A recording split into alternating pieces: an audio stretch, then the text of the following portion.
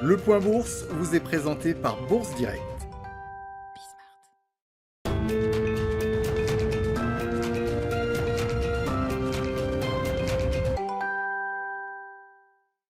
La tendance est toujours dans le vert à la Bourse de Paris avant l'ouverture des marchés américains. Marché américain attendu dans le vert également, à en croire les contrats futurs sur les indices, dans un contexte d'accalmie des rendements obligataires.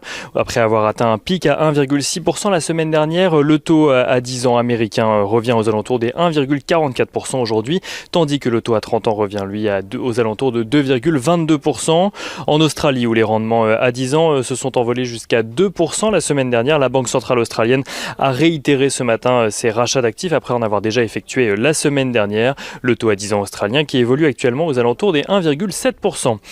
Les investisseurs qui saluent aujourd'hui les avancées en matière de plan de relance aux États-Unis. Le plan de 1900 milliards de dollars proposé par Joe Biden a été voté par la Chambre des représentants à majorité démocrate. Celui-ci doit à présent passer devant le Sénat qui devrait proposer quelques amendements sur le projet. On se souvient notamment de la volonté de la conseillère juridique au Sénat de faire sortir l'augmentation du salaire minimum aux États-Unis du vote de réconciliation budgétaire comme c'est actuellement prévu.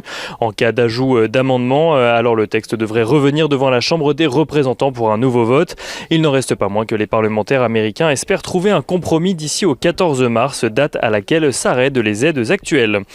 Sur le front sanitaire, la FDA a délivré une autorisation d'utilisation d'urgence au vaccin développé par le laboratoire Johnson & Johnson qui a mis au point un vaccin dont l'administration ne nécessite qu'une seule dose. Et côté valeur aux États-Unis toujours, on notera que malgré la concurrence sur le front du vaccin contre la Covid-19 entre la biotech américaine Moderna et le laboratoire britannique AstraZeneca, ce dernier possédait une participation de 7,7% dans la première, une participation vendue l'année dernière selon le Times qui aurait rapporté à AstraZeneca un peu plus d'1 milliard de dollars.